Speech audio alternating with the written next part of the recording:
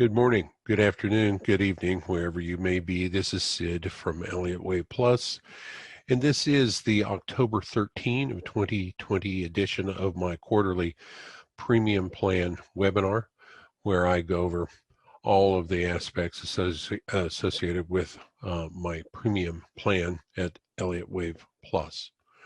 Thank you for joining me, and a recording of this will be posted at the blog and YouTube afterwards. And for those attending, feel free to ask questions in the chat. I'll try to get to those as we move along. So what is the premium plan? And I'm going to turn off the video of myself as I move forward here. Well, first of all, it's at my website, Elliott Wave Plus, and ElliottWavePlus.com. And for premium plan members, they have a special tab that when they click on it, if they're registered as a premium plan member, they have access to nightly reports. Before we get to that, under the subscriptions tab, it does show the items that we cover, and that what the premium plan really is a momentum algo that is back tested and optimized for about 20 different items, and so that you get signals, trade signals on those, not only trade signals, but also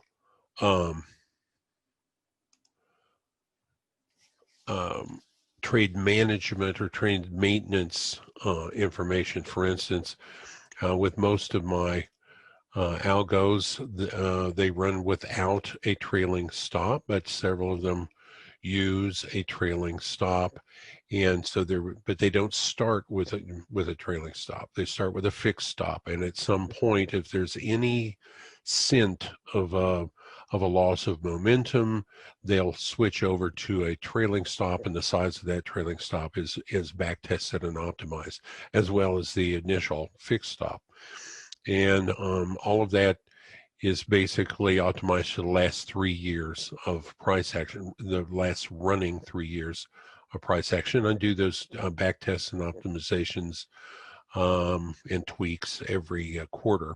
We just got through doing the ones for this period, and so all the back tests are running from, let me enlarge this, are running from basically October 1 of 2017 through October 1 of 2020. And we'll show you what all the parameters are that are back tested along the way there. But this is what you see in the nightly report. If you are a subscriber, you get a nightly spreadsheet. This is it's a spreadsheet when we do it, and then we take a PDF of it. So it's a multi-page PDF report. And what I'm going to do is we're looking at that live off of the website right now, and that's tonight's edition. And when you hold down the control key on your PC and roll your mouse wheel, you can enlarge and shrink, just about any page that you're looking at. But rather than show you each one of these off of tonight's edition, at least for the spreadsheet, I'm going to open up the live spreadsheet we use, where we prepare. This is the one we prepare every evening and take a PDF screen, save it as a PDF and post it for subscribers. And so you can see that the list of items that we're covering right now are the Dow Jones Industrial Average, namely the YM futures contract. Now, for those of you that prefer to trade using ETFs, I want you to know that these signals can easily be applied to an ETF, and it could be applied to a leveraged ETF as well. So if the futures contract is giving a signal at the end of day to buy or to sell it, you should be able to translate that signal straight over and use it on an equivalent ETF. And you can choose, whether you use a leveraged ETF or not. But the basic underlying signal is going to come from the futures contract. And one of the reasons we use the futures contract is on many of them we have retail sentiment, or DSI, daily sentiment index. And when we have DSI data available to us, then we can back test the algos to take into consideration if the DSI is too high or too low. For instance, if it's so high that in the last 3 years, no new long position with it that high has managed to end in profit, or the chances are, based on back testing, that the DSI is too high to take a new long position, because when it's that high, the odds are against you based on back testing. So we have the DSI available as a stat on the ES contract. That's the S&P 500, the NASDAQ 100. That's the NQ contract. It's not available on the Dow Jones Industrial Average YM contract, and it's not available on the Russell 2000. I do have an indicator that I have show on a lot of the charts that I call my synthetic retail sentiment, that reacts similarly to the DSI, but not perfectly exactly like it. But it does give you an idea of whether retail traders are likely to be heavily long or heavily short at the time. If they are, for instance, heavily long, like 92% of retail traders heavily long, it would be rare, usually based on back testing, that a new long signal with the DSI in that position would back test well over time. Just too much in nosebleed territory. And same thing down, if you get into single digits, like there's only 9% retail traders that are currently bullish, that usually is a pretty good time to look at buying, not selling. And therefore, based on back testing, the algo will refuse to take any new short signals if the DSI is below a certain back tested and optimized threshold. So we like the fact that we have the DSI as a potential filter whenever we can use it. We also have DSI on the VIX contract, the VX. And then as far as ETFs, XLE is what we use as our core ETF on the energy sector. That's what produces the signals, and you can apply those. If you want to go leveraged long, you can go buy shares of DIG, a leveraged 2 times, I think, leveraged ETF on the large cap oil companies sector, or DUG if you want to go short. And by the way, as I'm making my way through here, you can see it tells you what the last signal was on what date that occurred. For instance, when this buy signal came in on the Dow Jones Industrial Average, that would have come in at the end of the day on October 7. And therefore, it is what the algo does is it goes long in that situation at market at the opening of the following day. Well, on futures contracts, that is around 5 p.m. Chicago time. So starting at 5:01 Chicago time, with most contracts, not every one of them, but it's usually around that neighborhood of 5 p.m. Chicago time, the contract flips to the next day. So you'd actually, as far as the trade on the futures contract, it would be a buying at market at the opening of the new 10/8 candle, October 8 candle. Additional information that's given here is my current main Elliott wave count. Sometimes I've got enough room here to also show what my alternate count is. With the cycles analysis, using both Hurst cycle analysis and as well as the new FSC cycle program analysis, what direction is expected in the markets based on cycle analysis and for how long. This can be very, very beneficial information if you're an options trader. So for instance, if the stock market is projected to generally move down all the way through mid-September next, then, and you want to take advantage of that entire move, and then you could buy something, a put, for instance, that didn't expire until maybe February. And that way you wouldn't even get into the time decay element of that option by the time you got to the target zone for a bottom in the market.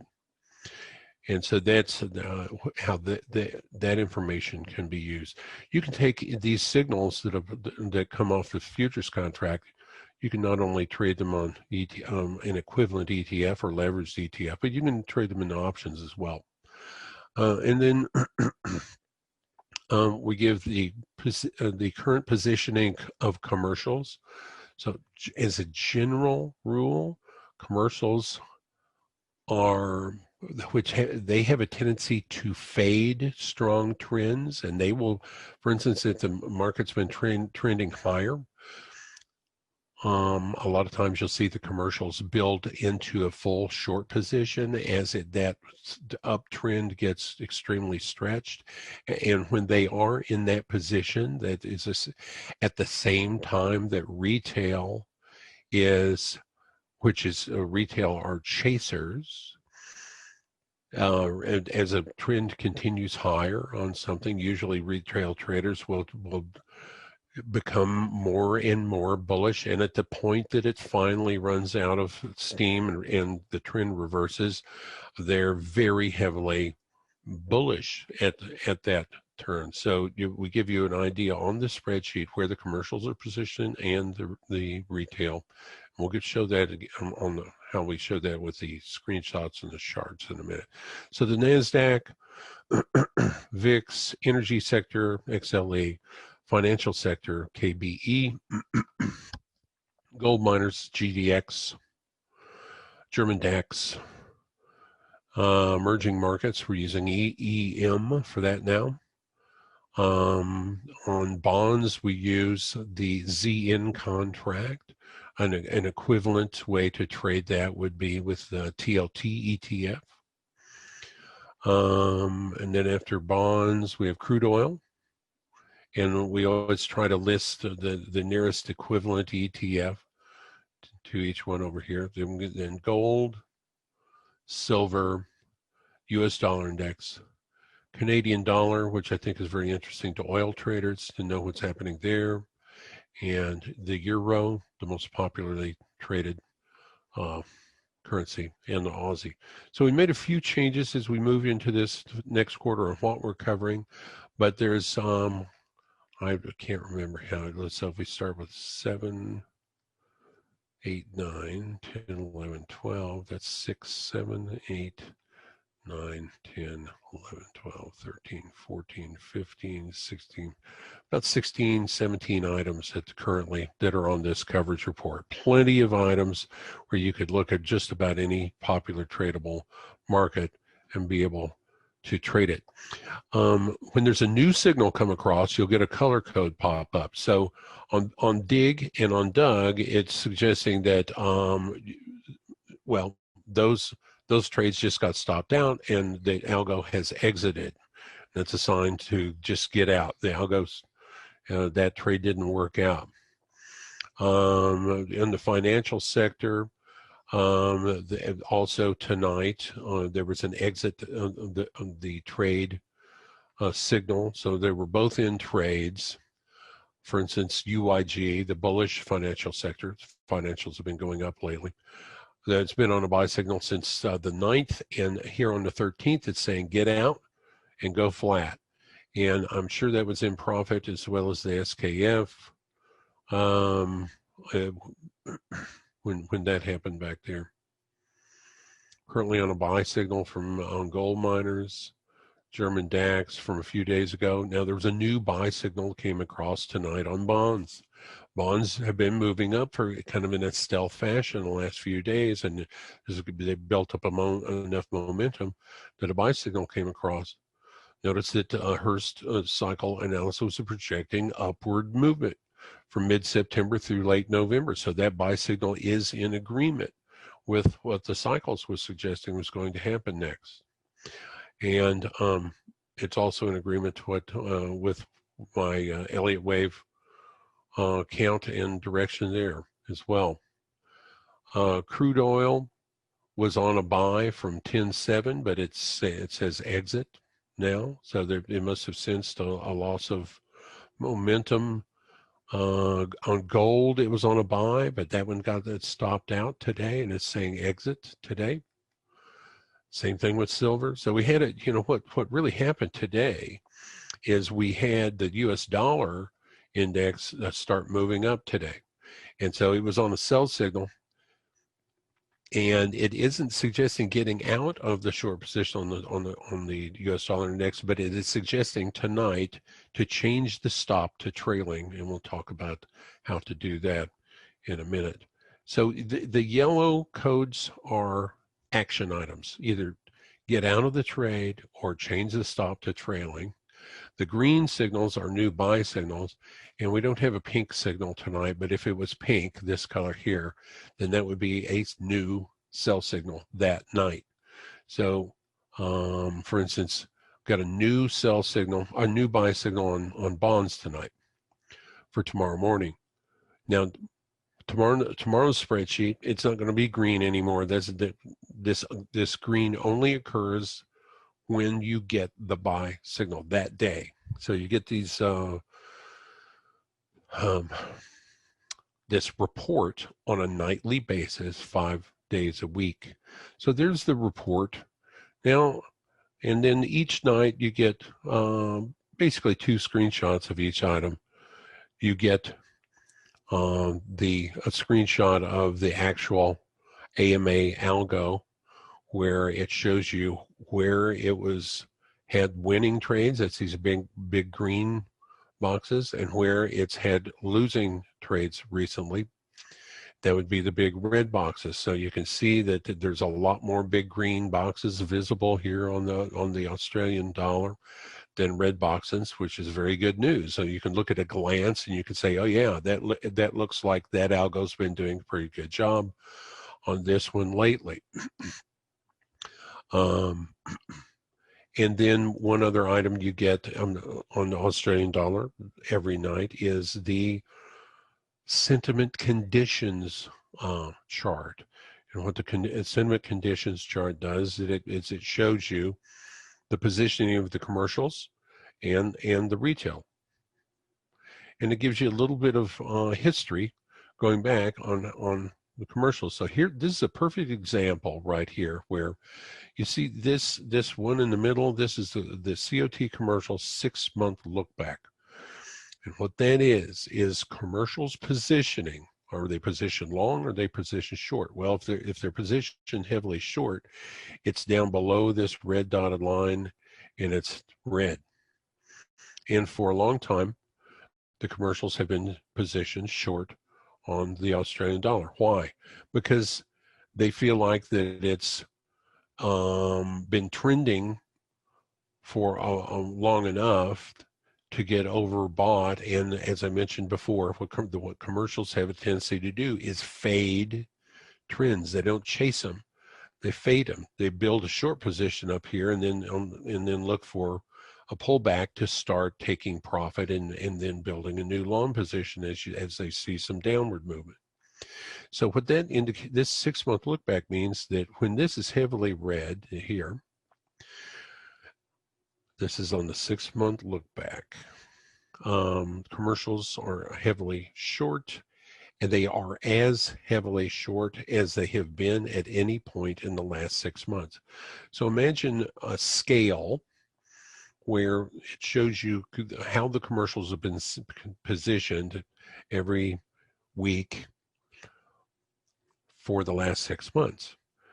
If they're positioned heavily short, it'll show, on that scale, it'll show red. If they're green, notice that they were building a long position as the Australian dollar puked down into that March low. They were building a long position all the way because they felt like that downtrend was being overdone, and the commercials have big accounts and they can afford to continue to build a position under the assumption that it's not going to continue to trend like that forever. And so they just continue to build against it. And then when it finally reverses and goes like this, then what you see is they start taking profit.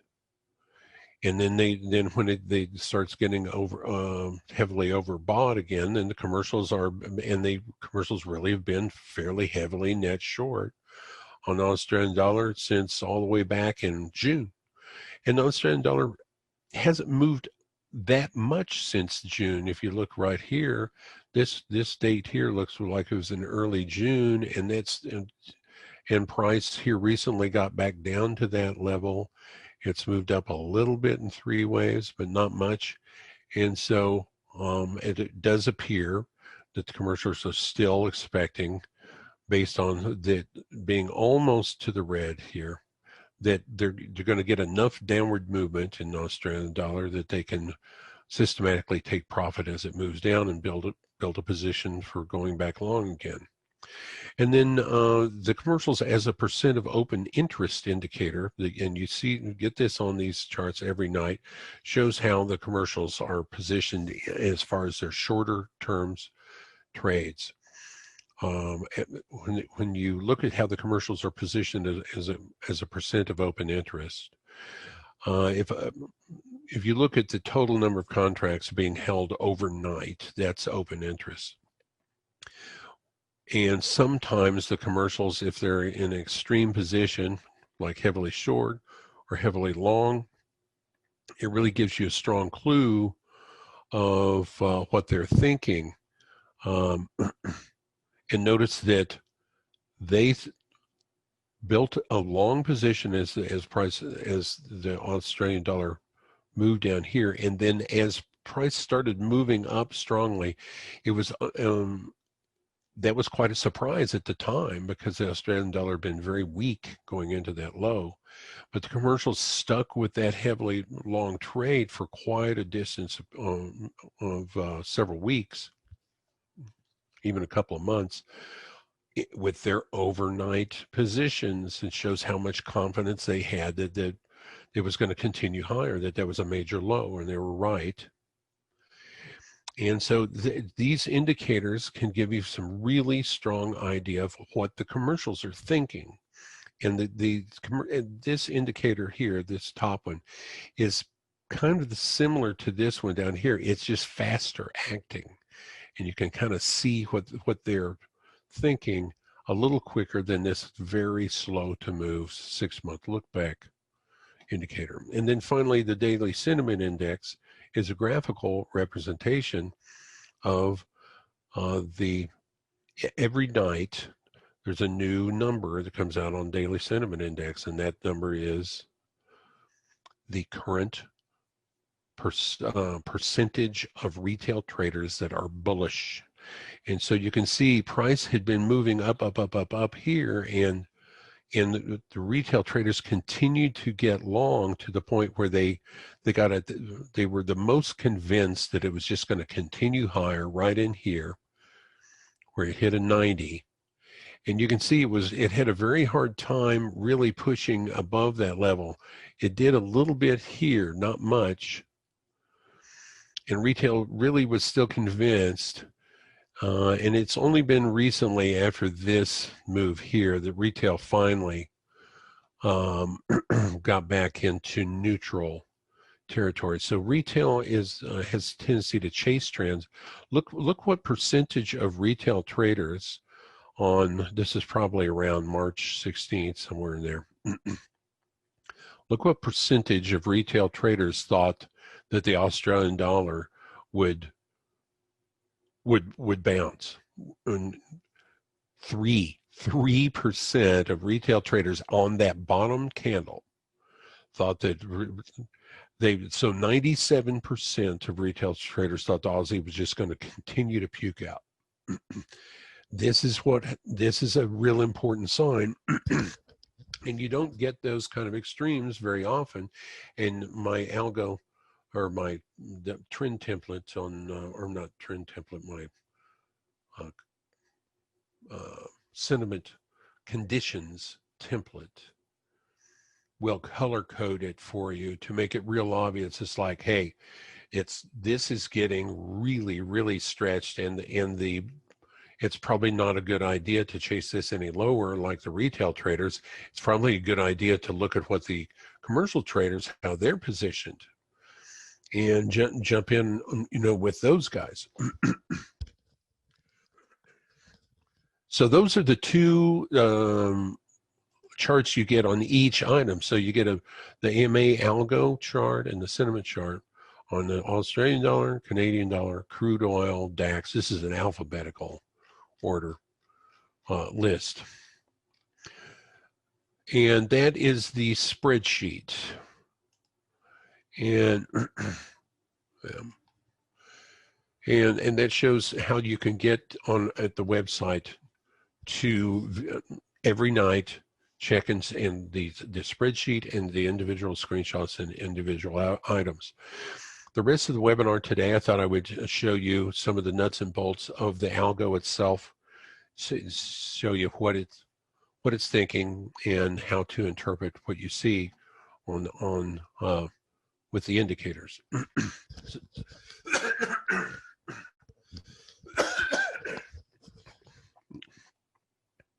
So there's two really important indicators on this chart. Really, I guess there's three, but the two most important ones are this moving average, this thick line moving average. That is called the AMA, or adaptive moving average. And on all my algos, I show you what the settings are. 12, 2, and 30 are the settings on this adaptive moving average. When that adaptive moving average is sloping to the downside, it is dark red. When it is sloping to the upside, it is green. Think of that as a trend indicator. When that line is green, the algo will only take long signals, so long positions. It won't go against it if it's green. When it's red, it'll only take short positions. So in a way, it is able to trade with the trend, and that trend and the settings on that AMA are back tested. So when we go in to edit the strategy, we'll see that I'm testing for the 12 and the 2. I don't ever test for the 30. Perry Kaufman feels that should stay at that particular parameter of the AMA line should stay at 30s, but these two are back tested. And I'll look for a range of 7 to 13 on this one and 2 to 6 on this one. And then this indicator down here is what I call the Walter Bressert. That's what that WB stands for. And what the Walter Bressert indicator is, it's pretty simple, really. It's a double smoothed RSI. So you start with a typical standard RSI with the standard settings, whatever the default settings are. And you take a 3-period moving average of that, and then you make a 3-period moving average of the 3-period moving average you just created. Then you don't show those first two lines, and so what you have is is a double smoothed RSI line. And then this is Walter Bresser. Really, this is his exact idea. Then these are all these ideas are built off of the pioneers of auto trading. Walter Bresser is certainly one of them. Perry Kaufman on the AMA line. So I took two dissimilar ideas and combined them, and I used them together. And so what Walter Bresser said is put a moving average on this double smooth RSI and look for the crossovers for trades. And so that is the Walter Bresser SMA. And so you can see that that is set at a 9-day SM, and there's a 9-day simple moving average of the Walter Bresser here. And whenever there's a crossover, it brings in a green block. That means it's a positive crossover. The Walter Bresser is crossed up above the moving average. And when there's a red block, that means that there's a negative crossover. And I also back test that, usually from anywhere from 2 to 20. So I back tested that one as well. And then I also back test on the what is the highest DSI reading that you can take a new buy signal on and expect on balance to make money on it. And on the ES contract, that number happens to be 87. If the DSI is above 87, like the algo refuses to take a new long position. And the reason is because it doesn't backtest well, when it does. So this is a filter. It filters out when the DSI is too high. And if the DSI is below 6, then it won't take any new short positions. There's no use chasing it lower if the DSI is 6 based on a backtest going back 3 years. And then I also backtest on what the initial fixed stop should be. And that is a dollar amount. And I look at a range from anywhere from, on this one, from $500 to $3,000 stop, and I have it back tested in $100 increments, and it makes the most money when it uses a $2,200 stop. And you might say to yourself, well, geez, Sid, there's no way I'm going to use a $2,200 stop. Well, I can tell you, the big boys, they do.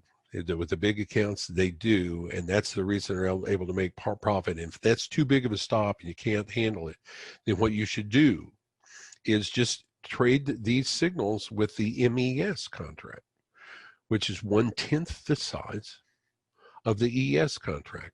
And all of a sudden, you're looking at a $220 stop.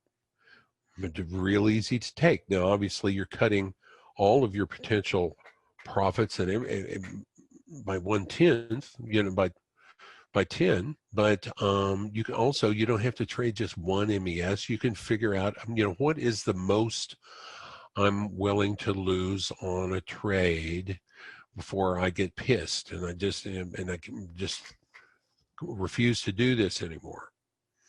And then the other thing you want to consider is, what if I had to take multiple losing trades in a row? What is the most drawdown I could possibly stand? And that's how, so you build the size that you're going to trade on not only the size of your account, but also your risk tolerance. And so that, I can't tell you what that is for you. I could tell you what that is for me, but I can't tell you what that is for you. I don't know your account size, and I don't know what your risk for tolerance and drawdown is. And everyone's different in that way, and that's a decision you have to make about trading. It's very important to remember that when you're trading the markets, that there is risk of loss. This reminds me, I wanted to show you my disclaimer. It's on my website, Elliott Wave Plus, and you go down to the bottom of any page there, and there's this terms of service disclaimer. And basically, it says there's risk of loss in all trading. That and it also goes on to say that past results did not ensure future continued results and other aspects, and that you should measure what your risk tolerance is before you ever get involved with trading. And you should only trade with money you can afford to lose. All of those aspects. So please, so remember my terms of service and disclaimer that's at my site all the time. You can always go back and read it. It's that tab at the bottom of every page of my site. Then once I have all of that, the parameters honed in on a back test there, then what I do is I check a back test to see if I can do if a trailing stop would help. And on this particular item, it didn't. You know, sometimes trailing stops, they really don't improve the results. And you might ask yourself, well, how can that be? I mean, that protects you if you're in profit from it going against you and going back into loss. And here's the thing you need to realize about the way this algo works, and the reason you don't always need a trailing stop, and you're using a fairly sizable stop, and then you are expected to move forward without a trailing stop. Well, let's look at a trade that happened right here. So this date was on August 24. And even though the DSI was extremely lofty on August 24, it was 85. And remember, the DSI can be, it doesn't refuse to take a trade unless the DSI gets above 87. So on this date, the DSI was 85, and notice that the AMA line was sloping up and it was green. And on that date, you got this bullish crossover of the where the Walter Bressert moved up above its moving average. That's that green block. So when you get a green block down here and you have a green AMA line, that's what gives you one of these green triangles. And so both of those are in agreement, and that's when it goes long. So it went long at the open of the following candle. And you can see that little triangle right there. That means it went long at the open of that triangle. Now, the very next day, the DSI got up to 90, which is above the threshold, and that's why I put a red box around it. If it was being asked to take a new long position, it wouldn't have done it inside of this candle or inside of this one either, because DSI was too high. But it got into it back here, and that worked out really well. It continued higher until what? Until you got this negative crossover of the Walter Bressert below its moving average. That is an exit signal. And so that little triangle right there, it got out of that at the open of the following candle. So that was a really nice trade. How nice was it? It was $7,800 worth of nice. And remember, we were using a stop of let's put it over here. We're using a stop of 2,200, so that was over a 3-to-1 risk to reward. And the reason it was able to stick with that trade is it waited until it got some evidence of a loss of momentum from one of the two indicators. And the Walter Bressert is the quicker of the two, and notice that it got out. It couldn't have gotten out of that trade any better. It got out of it at the open on September 3.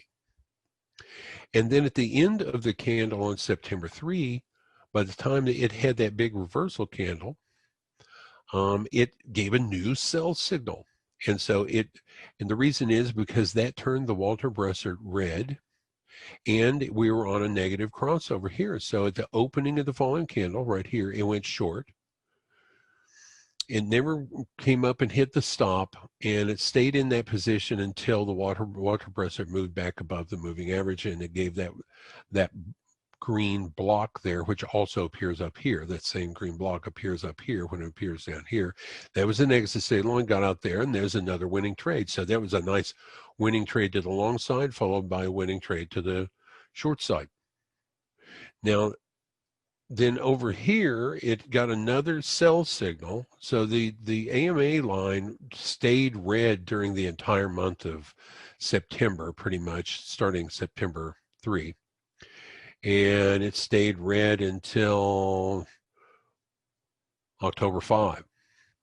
And so that means that the algo would only take short signals during that period, and tried another one here.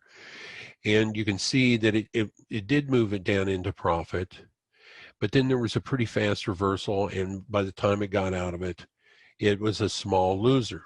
So let's see how big of a loser that was. First, let's see how big of a winner this was. Well, it was approximately 3,100, and this one back here was, so that's about 10,000 to the upside that it made, and then it gave back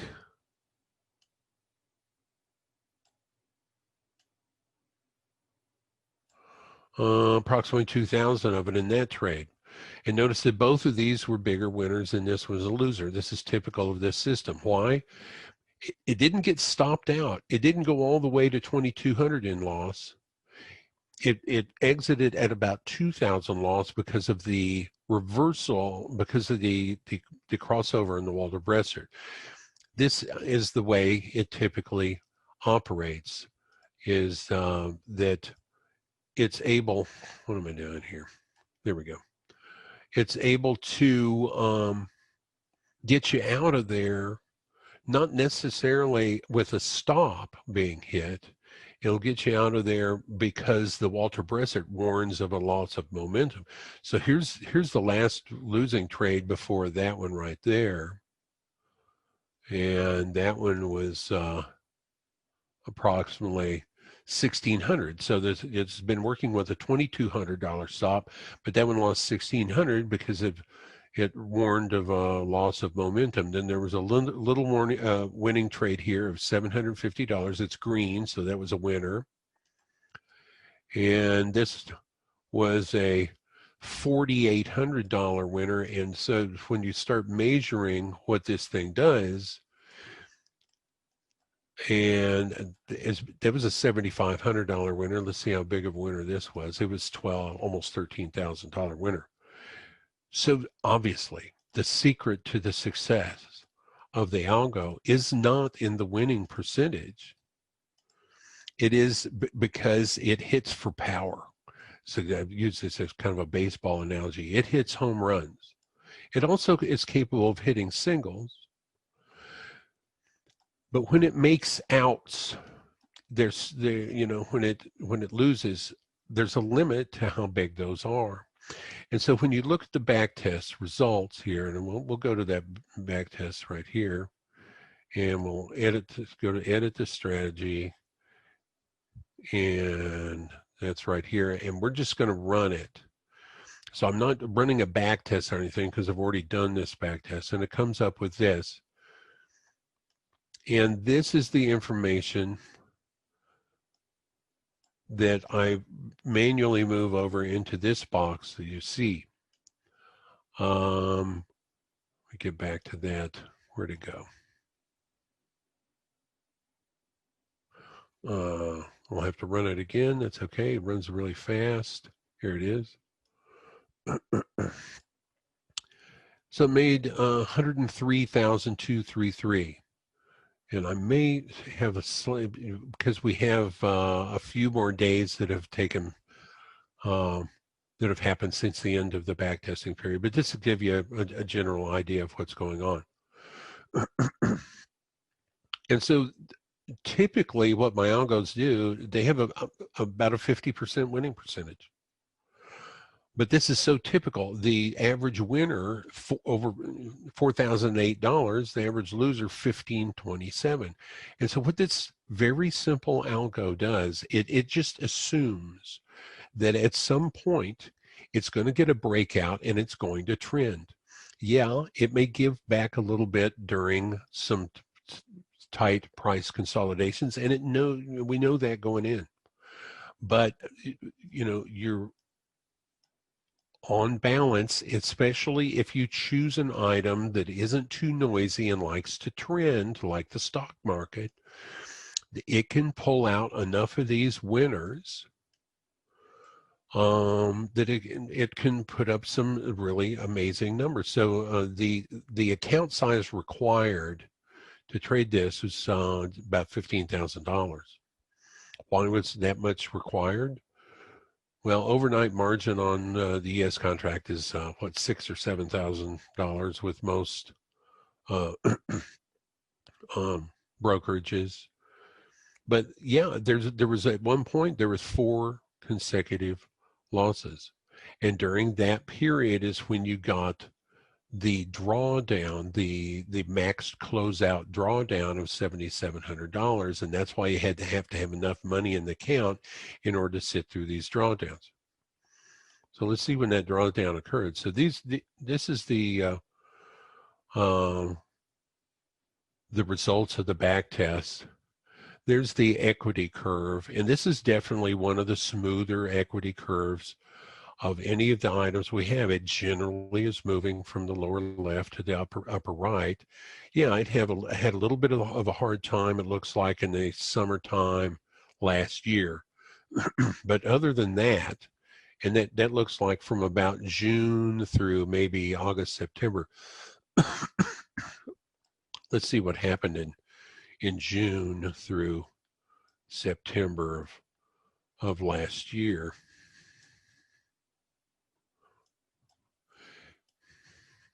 And it was right during here. See, there was a loser here, a loser here, a loser here, and there was probably enough losers through that little middle section of the year where the algo was kind of sitting and spinning. It wasn't making much and it wasn't losing much. And according to the equity curve chart, but yeah, there was enough after this big winner here, then loser, small winner, loser, winner, loser, winner, winner. Yeah, it was probably right during here, and that was during June through August. So that was the worst that it's done in the last 3 years. Let's see here, going back, get back to that. So there's the equity curve. Quite excellent, really.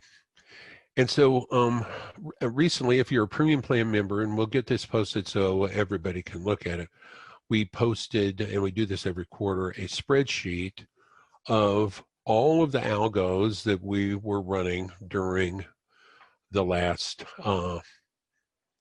backtest phase. So all of these were all recently backtested on approximately October 1. The parameters were tweaked and optimized so that they would, most of the time, it's so they would bring in the most total profit. Over the last 3 years, most total dollars, and that's trading one contract at a time. So if we sort these by largest to smallest, we can see that the German DAX and the NASDAQ, Bitcoin, S&P, Dow Jones, gold, all those were bringing in, if you started with this particular account size and traded one contract at a time, if the current settings had been in place for the last 3 years, it would have brought in that much profit. I've been doing this long enough now, several years now, to know that the tweaks on the settings are relatively small from quarter to quarter, and many of these same items continue to show up as the best performing items on net profit and return on investment. What the return on investment is it takes the account size required and then figures how much profit it brings in over a 3-year period of time, and it comes up with a 3-year ROI. And as you can see, these are spectacular and excellent numbers, and these are generally how this quarterly back tests have been coming in on these, and it's the items that generally do the best. And there's other ways to sort this, and you'll get this in spreadsheets format so you can sort it. Is the items that do best are the ones that trend to the smoothest, and as a general idea, that's the stock market and Bitcoin. Stock market and Bitcoin. Another thing that you might consider is, you know what, if I'm going to turn my hard-earned money, if I'm going to auto trade it by looking at Sid's spreadsheet every night, and when I do see a signal, take it. Just follow the instructions on the stop sign. So follow. Put in a trailing stop if it says to. Get out when it says. Accept those losses. This is what a lot of people can't deal with. They cannot deal with the idea of closing out a position in a loss. Got to go to. I got to tell you, I've been back testing enough. There is no such thing as an algo that makes a lot of money over time that doesn't systematically take losses. They have to. They absolutely have to. And it doesn't matter what methodology you're trading, whether it's an auto methodology or Elliott wave or based on cycles alone or momentum, trend following. All of these methodologies, if there was going to be one really universal truth, it's going to be that you must systematically take losses when your system says to do it. If you don't, and you get married to something, then you're getting away from your system and you're blowing it. But notice something that, let's say you have a smaller account or you have very little tolerance for risk, and you want about the maximum number of consecutive losses you think you could possibly fathom before you just quit and throw in the towel might be 4. Well, then you need to scratch off all these ones that have higher number of consecutive losses during the last 4 years. Fortunately, the most popular tradable item, the ES contract, it has done pretty well in that regard. And the most number of consecutive losses it's had to sit through in the last 3 years, if the current settings had been in place for the last 3 years, was 4. And it required a not too huge account, $15,000 account, and brought in $108,000 over 3 years. Well, here's another thing you should consider. At some point, if you were trading this and it was bringing in that kind of money, you'd want to, instead of trading one contract at a time, you'd want to bump it to 2 or 3 or 4. So it's possible over time this would be quite a lot. I'll just say it'd be quite a lot higher than this in a real account that you were trading and following the rules along the way. I think that it's highly possible it'd be substantially larger than that, because you could gradually, as your account got larger, trade more contracts at a time. And that's with only a 52% winning percentage. I can tell you, when I do the back tests, I can hunt for larger winning percentages, but they don't bring in the bucks. They take profits too quick. They don't hit these home runs.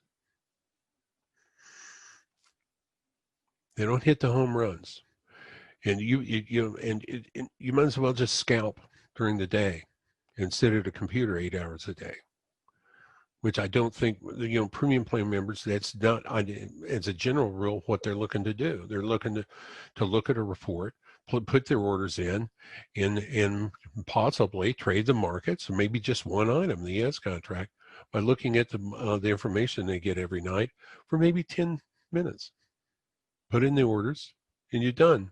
It either gets stopped out, or you check it every night and see if it's recommended trailing the stop or if it's recommending exiting the trade, or it gets stopped out. It's one of those three things.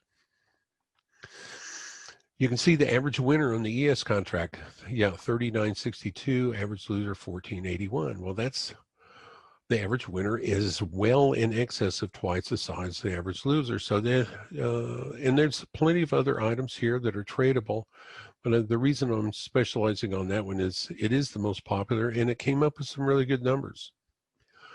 And because of the MES contract, it's tradable by smaller accounts, or you could get more granular with the size. Instead of one full ES contract, maybe 6 MES contracts based on your risk tolerance that you measure yourself.